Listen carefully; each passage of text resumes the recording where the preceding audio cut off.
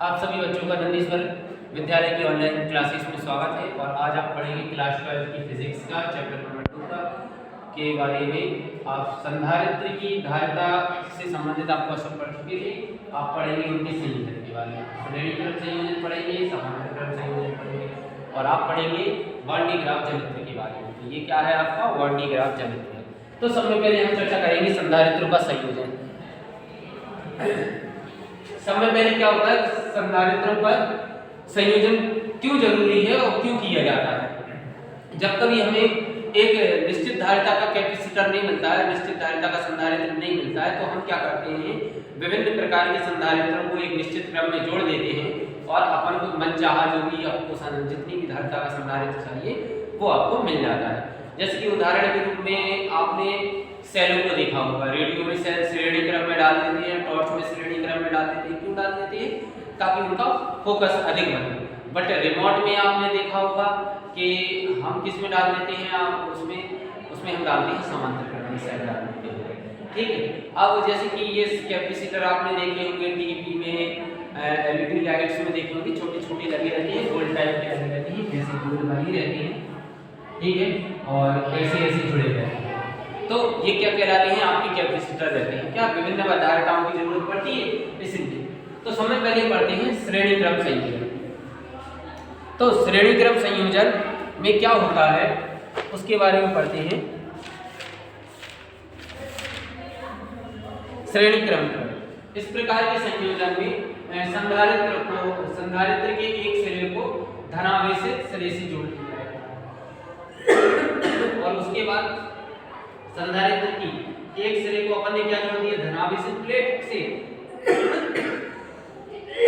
और दूसरे सिरे को अपन ने दूसरे संधारित्र की पहले प्लेट से जोड़ दिया। मतलब इसका कनेक्शन, ये दूसरी प्लेट है पहले संधारित्र की और ये दूसरे प्लेट संधारित्र की पहली प्लेट है। तो इनको जोड़ दिया अपन ने। फिर क्या किया अपन ने कि इस दूसरे संधारित्र की दूसरी प्लेट को तीसरे संधारित्र की पहली प्लेट से जोड़ दिया और ऐसे हम जोड़ते चले जाते हैं जितनी भी हमें जरूरत है। और उनका संबंध किससे कर दिया जाता है, पृथ्वी से। जो अतिरिक्त धनावेश होता है वो कहां चला जाता है, पृथ्वी में चला जाता है। जब हम श्रेणी क्रम में संधारित्रों को जोड़ते हैं तो उसमें क्या होता है, उनमें प्रवाहित होने वाले जो आवेश की मात्रा वो होती है, वो कैसी होती है, एक समान होती है, परिवर्तनीय नहीं होती। परंतु उनके सिरों पर क्या क्या अलग रहता है, उनके सिरों पर विभवांतर अलग अलग रहता है। और ये तो आप जानते हैं कि कैपेसिटर तो अपन ने अलग अलग क्रम में जोड़े ही है, तो यहाँ पर ये हो जाते हैं। चूंकि उनका विभवांतर अलग अलग होता है तब उनका मान लिया कि परिणामी विभवांतर कितना है, v है। तो यदि उनका परिणामी विभवांतर v है तो v बराबर क्या हो जाएगा, v1 + v2 + v3। इसको अपन समीकरण लिखते हैं। परंतु धारिता की परिभाषा से अपन क्या जानते हैं, धारिता बराबर क्या होता है, c बराबर q/v। तो ये उसी सूत्र के थ्रू निकल आता है। क्या होता है, विषय धारिता बराबर c बराबर q/v होता है। यानी कि किसी चालक को दिए गए आवेश और उसमें उत्पन्न विभव के अनुपात को अपन क्या कहेंगे, उसकी धारिता कहेंगे। तो यहाँ पर v1 बराबर क्या हो गया, qc1, और यहाँ पर v2 बराबर q/c2 और v3 बराबर q/c3। समीकरण एक में अपन ने मान उठा के रख दिया। देखिए इसके मान रख दिए यहाँ पर भी, तो v बराबर ये अपने आ गए q/c1 q/c2 और q/c3। यहाँ पर सबके आवेश समान है तो अपन ने क्या ले लिया, q कॉमन ले लिया और यहाँ पर अंदर क्या रहेगा, 1/c1 1/c2 और 1/c3 अपने अंदर कॉमन ले गए। क्योंकि c बराबर क्या होता है, q/c होता है, q/v होता है, या v बराबर q/c ले सकते हैं। तो यहाँ पर देखिए q से q कैंसिल हो गया। अब आपका क्या बचा, 1/c बराबर 1/c1 + 1/c2 + 1/c3। ये आपका क्या हो गया, श्रेणी क्रम में संधारित्रों की धारिता का व्यंजक। दूसरा क्या होता है, समांतर क्रम संयोजन। तो समांतर क्रम संयोजन में क्या होता है कि अपन सभी संधारित्रों को एक सिरे से जोड़ देते हैं। सभी संधारित्रों की पहली प्लेट को एक सिरे से तथा दूसरी प्लेटों को दूसरे सिरे से जोड़ दिया जाता है। देखिए अपन क्या करते हैं, यहाँ पर संधारित्र की, यहाँ पर अपन ने जैसे कि 3 संधारित्र लिए, तो यहाँ पर अपन ने क्या किया कि पहले संधारित्र, दूसरा संधारित्र और तीसरे संधारित्र की पहली प्लेटों को अपन ने सिरे ए से जोड़ दिया तथा दूसरी प्लेटों को अपन ने सिरे बी से जोड़ दिया। तो ये आपका क्या हो गया, संयोजन हो गया। और इनको को क्या कर दिया अपने पृथ्वीकृत कर दिया, जिससे अतिरिक्त जो धनावेश होता है वह पृथ्वी में चला जाता है। जब अपन इस बिंदु ए पर इसको प्लस Q आवेश देते हैं तो क्या हो जाता है, इन पर धनावेश उत्पन्न हो जाता है इनकी पहली प्लेटों पर, और प्रेरण की क्रिया के द्वारा दूसरी प्लेटों पर ऋणावेश उत्पन्न हो जाता है, और जो इनके पीछे जो धनावेश उत्पन्न होता है जो पृथ्वी के रहता है वो पृथ्वी में चला जाता है।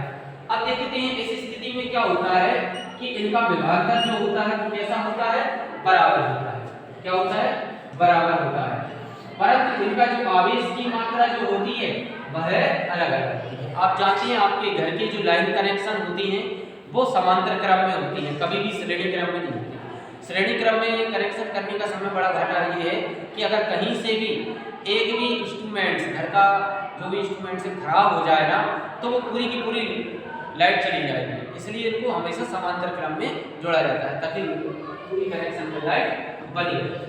अगर जैसे कि ये खराब हो जाए तो इन पर प्रभाव नहीं पड़ेगा, परंतु अगर इनमें से ये खराब हो गया ना तो पूरी लाइट चली जाएगी, क्योंकि कनेक्शन ही नहीं मिलेगा।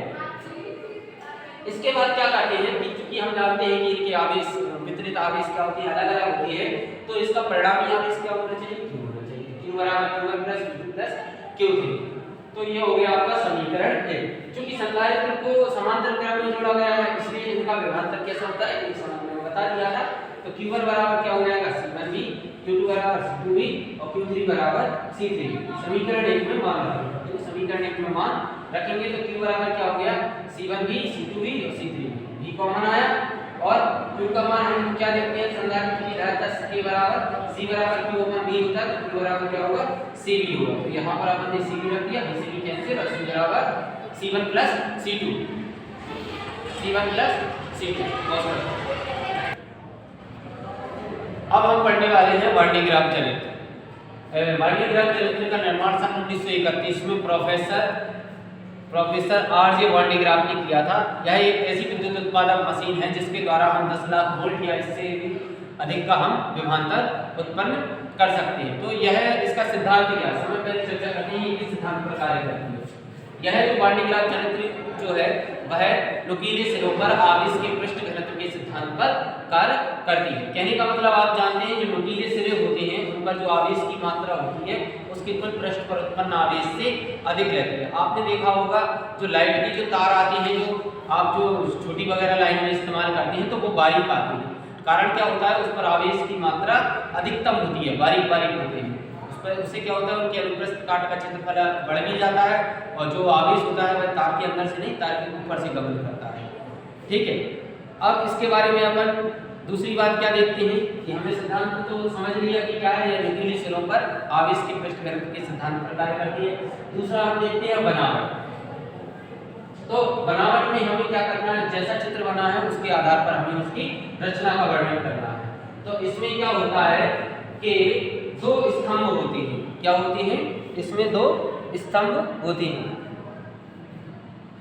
वो कैसे होते हैं, विद्युत रोधी स्तंभ होते हैं, जिनको अपन क्या कहते हैं, पीपी दो स्तंभ होती है और इस पर एक धातु को गोला अर्धव्यास का गोला एस टिका रहता है, जो कैसा होता है, खोखला गोला होता है।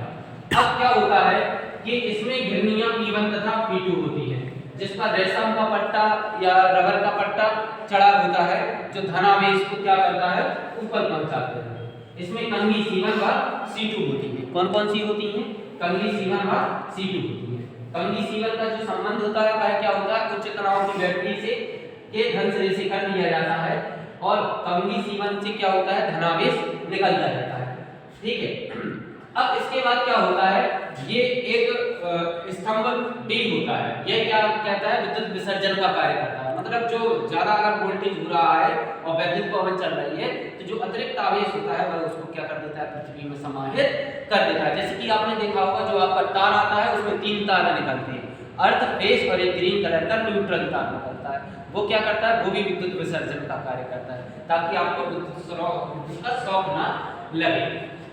ठीक है, अब इसमें और क्या होता है, ये लोहे का खोखला ये बीम जैसा बना दिया जाता है और इस पूरे साधन को अपन उसमें पैक कर देते हैं। इसके बाद क्या होता है, कार्य, अर्थात ये कार्य कैसे करता है, ये कार्य कैसे करता है। गोले की माप मैंने बता दी कितनी है, 5 मीटर है और ये स्तंभ की लंबाई कितनी होती है, लगभग 15 मीटर होती है। अब हम कार्यविधि के बारे में पढ़ते हैं। अब देखिए सबसे पहले क्या होता है कि चूंकि कंघी सीवन का संबंध किससे होता है, उच्च तनाव की बैटरी से होता है और उस पर क्या उत्पन्न होता है, धन आवेश उत्पन्न होता है। तो इससे क्या होता है, जो इसके पास होने के कारण नुकीली सिरों के पास इसके बगल में जो रेशम का पट्टा होता है, इसके कारण ये भी कैसा हो जाता है, धनावेशित हो जाता है और किसी साधन के द्वारा P1 तथा P2 को चलाया जाता है। आप जानते हैं साधन क्या विद्युत मोटर होगी, ठीक है, P1 का P2 को घुमाया जाता है तो रेशम का पट्टा क्या करने लगता है, ऊपर की ओर गति करने लगता है। तो ये जो धनावेश है रेशम के पट्टे या रबर के बैटरी के द्वारा के थ्रू ऊपर की ओर जाने लगता है, ऊपर की ओर जाने लगता है। फिर जब क्या है, जैसे ही कंघी C2 के बगल में गुजरता है तो ये इस धनावेश के कारण प्रेरण की क्रिया के द्वारा इसमें क्या हो जाता है, ऋणावेश उत्पन्न हो जाता है और यह ऋणावेश जो प्रेरण के द्वारा होता है और इस ऋणावेश के कारण प्रेरण के कारण गोलायास क्या कर लेता है, इसके धनावेश को एब्जॉर्ब कर लेता है और जिसके कारण इसमें क्या चलने लगती है, विद्युत पवन चलने लगती है। तो जब यह बैटरी इसके थ्रू से इसके बगल से निकल जाता है और ये इसका संपूर्ण आवेश ले लेता है तो यह कैसी हो जाती है, निरावेशित हो जाती है। फिर यह पट्टा फिर से घूम करके कंघी C1 के पास जाता है तो क्या हो जाता है, यह फिर से आवेशित हो जाता है और कंघी C2 के पास पहुंच करके अपना पूर्ण आवेश दे देता है, जिससे गोले आवेश का क्या होता है, विभव बढ़ता चला जाता है। क्या होता है, कंटिन्यूअस का विभव बढ़ता चला जाता है, जिससे यह इसका जो विभव होता है 5 लाख वोल्ट से लेकर 10 लाख वोल्ट और उससे अधिक हो जाता है। ठीक है, ये आपकी क्या हो गई, इसकी कार्यविधि हो गई। अब इसके बाद क्या करते हैं, उपयोग करते हैं। उपयोग में क्या करते हैं, उपयोग में ये रहता है कि उच्च विभवांतर उत्पन्न करने के लिए प्रोटॉन न्यूट्रॉन ड्यूट्रॉन आदि को हम क्या करते हैं, इसमें त्वरित करने में, नाभ की अभिक्रिया में और नाभ की भौतिकी के अध्ययन में इसका प्रयोग किया जाता है। सबसे बड़ी बात यह है कि इसमें दोष क्या है, ये इसका आकार बहुत बड़ा होता है, इसका क्या होता है, बहुत बड़ा होता है। आप ऑफ कर देना। हाँ देखिए, फिर इसके बाद क्या होता है, बड़ा आकार होने के कारण इसका क्या होता है, इसमें करंट लगने का बहुत ज़्यादा डर रहता है, तो इसका ये सब में बड़ा दोष रहता है। और दूसरा उच्च विभव के कारण यह खतरनाक होता है। तो इस सारे उपकरण को हम क्या कर देते हैं, पृथ्वी में सेट कर देते हैं।